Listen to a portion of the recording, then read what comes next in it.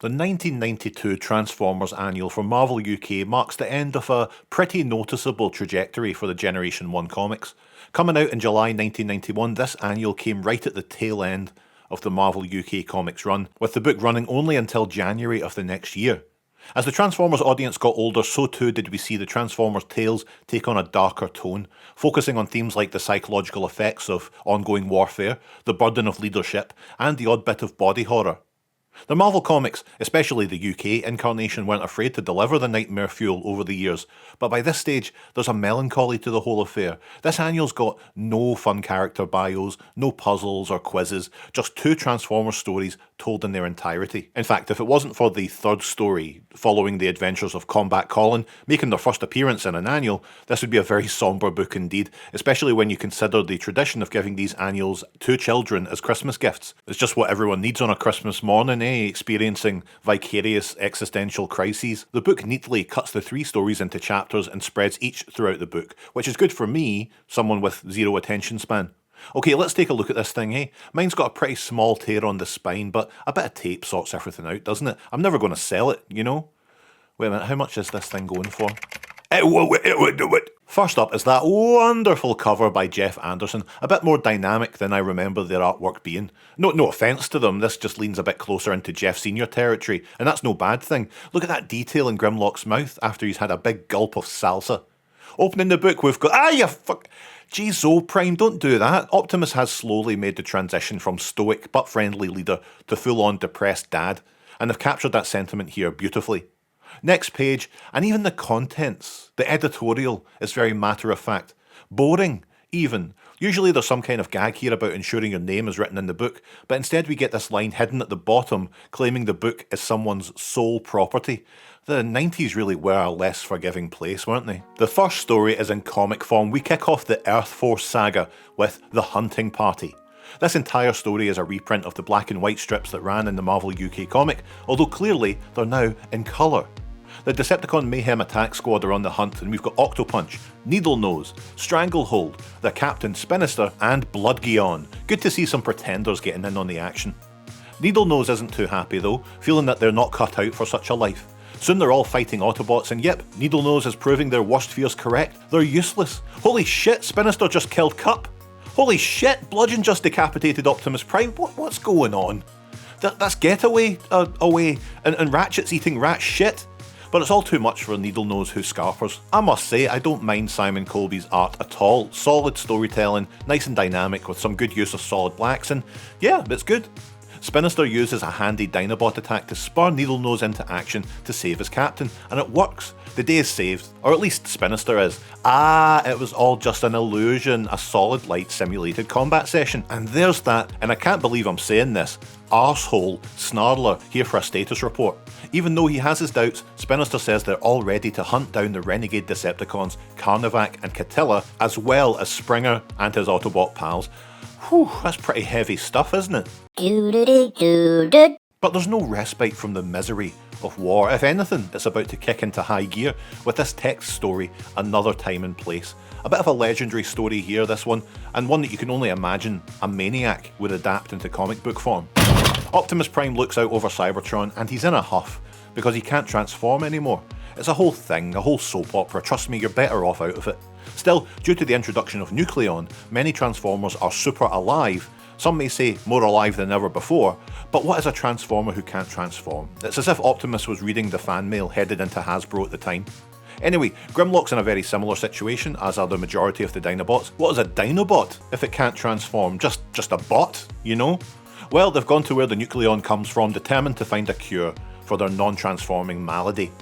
They batter a big honking dragon monster, but they cannot batter Bludgeon, Fangry and Dreadwind, who capture the dinos to show off their plans to revive Megatron, whose dead eyes seem to glow with anticipation. Oh, say it!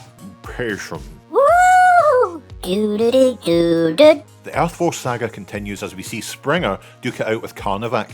Carnivac's having a bit of a hard time adjusting to life as an Autobot, saving people instead of grinding them into lifeless muck. He's off in a big sulk, and Springer tells the others to leave him be. Everyone's very mature in this one. Out of nowhere, a car smashes into Carnivac, with the driver taking all of this giant cybernetic wolf stuff in his stride, asking if Carnivac can take on this huge rampaging robot beast that's been causing all types of bother. Carnivac can hardly give a shit, but action is action, and he dispatches this foe quick enough, but all the commotion has caught the attention of the Mayhem Attack Squad, and Bludgeon is first to take a crack at the turncoat Decepticon. Also, I should say, it's a fucking crime that comics are allowed to depict Stranglehold without his moustache. I don't care if the toy looks like fucking Bobby Ball, that moustache is wonderful and it's a sight to behold. A small break from the hellish landscape of never-ending war with part 1 of Combat Colin versus the mechanical might of RoboCol 2. Combat Colin was a backup strip you'd often find in the UK Transformers comic, created by legend Lou Stringer. It's always a good time and a very fond memory for me, Gavin. I'm not going to go massively into this because it's all jokes that I couldn't hope to convey, and it's very, very 90s British comics, a lot of and the like. It's great. There's a big menacing robot version of Combat Colin. What more do you want?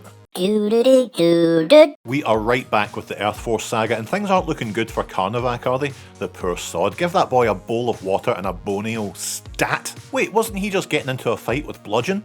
Wait, it's flashback time. Carnivac proves too much for Bludgeon, so the rest of the Mayhem Attack Squad give him horrors, until the US Army show up and start throwing their weight around, a distraction that Carnivac uses to hightail it out of there. Elsewhere, Catilla heads off to find Carnivac, but Springer isn't interested, a sentiment not wholly shared by the rest of his team.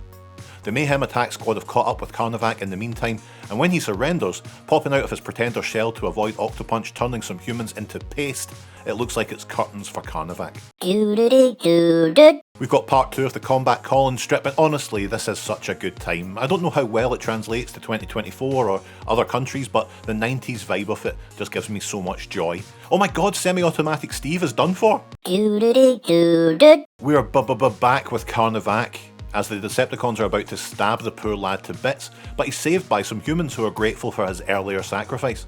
The Mayhem Attack Squad aren't happy about this, if I'm honest, but Carnivac vows to take them all on if it will protect the soft, fleshy humans. See, he's getting it! A big scrap ensues with Carnivac making another heroic gesture to save the humans, but it proves to be his undoing. Spinister has the drop on him, but before he can pull the trigger, Catilla joins the fray and saves the day. But the good times don't last, folks, with Bludgeon, in this incredible desperation move, throws his sword into Catilla's back. No! The rest of the Autobots arrive just in time for Springer to get a hard time for being so stubborn. The Decepticons retreat, and while Catilla clings to life, Carnivac swears vengeance against the Mayhem Attack Squad. Oh yeah. It's the end of the Combat Colin saga, and Colin swears his own revenge on the robot who took out his pal. But fortunately, Steve survived and simply pulled the plug on the big menace. Lovely stuff. Hey,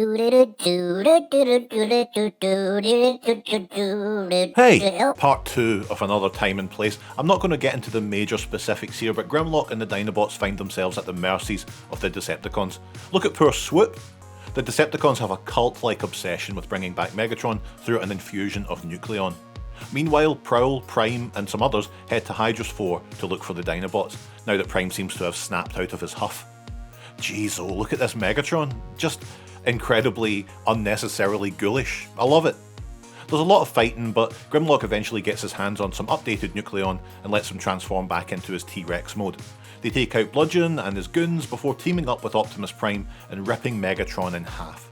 Incredible stuff. I do like this story quite a lot, and although I love Action Masters, getting transformations back into Transformers wasn't the worst idea in the world. Back to Earth Force, and we have this wonderful scene where paranoia has gotten the better of Needlenose, who's terrified that Carnivac is coming for them.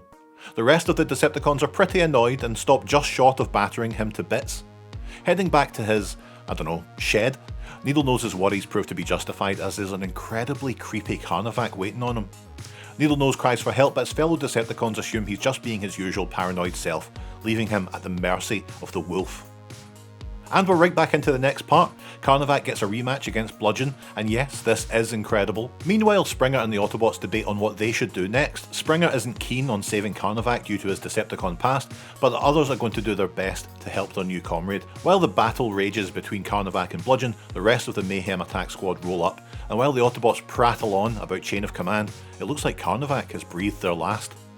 Do-do-do-do-do. Oh, one final break in the misery. With Combat Colin's guide to rhyming slang, we've got handy phrases like tires are flat, look at that, or fumada boom, spare room. The rest of the strip is written in this slang, so you use the guide to understand what's happening. Truly brilliant. Do-do-do-do. Oh, sorry. It's the finale of the Earth Force saga, folks. Jeez, oh, how long is this video? Grimlock eventually gives permission to head out and save Karnavac. Maybe they'll be just in time to... No, he's a flaming mass of guts. Snarler is about to inspect the wreckage when something or someone drops a huge pile of machinery on them. Who could this be? The Decepticons are hanging out in a tropical climate, and Bludgeon isn't happy that Karnavac was shot rather than receiving an honourable death. Oh, he's nice, isn't he? The Autobots show up on their dorky hover bikes, right? And everyone starts walloping 7 shades of shit out of each other, maybe 8. Spinister tries to escape back to Cybertron but is shot by a mystery robot. Elsewhere, Broadside notices that Karnavac's remains are simply that of a pretender shell. So where is... Oh, look, it's Karnavac, look, they're alive! Probably the most basic idea you can have for creating tension with a pretender gimmick, but cool. Karnavac is welcomed to Earth Force by Prowl, happy that he showed mercy to Bludgeon, but Karnavac knows denying Bludgeon a warrior's death is the worst thing that he could do to him. After all, he's still an evil Decepticon at heart. And that's it, the 1992 Transformers Annual. Let's just open... Ah! Again, this book strays away pretty heavily from what I think of when it comes to an annual. You know, it trades light-hearted, fun, puzzles, etc. for some pretty dark stories. Still, what stories they are. You know, I know stuff like this really clicked with me in 1992 when I would have been, 10? Fuck's sake. Still, an incredible wee chunk of history and a nice cap to the G1 annuals. Not many annuals left to go now. And not much of this video to go either. Thanks for your support on Patreon over at patreon.com/TRDQ, especially to patron Graham Goodrich, whose favourite toy is the DX Chogokin VF31F. And oh, that's a nice jet mode. Oh, bye.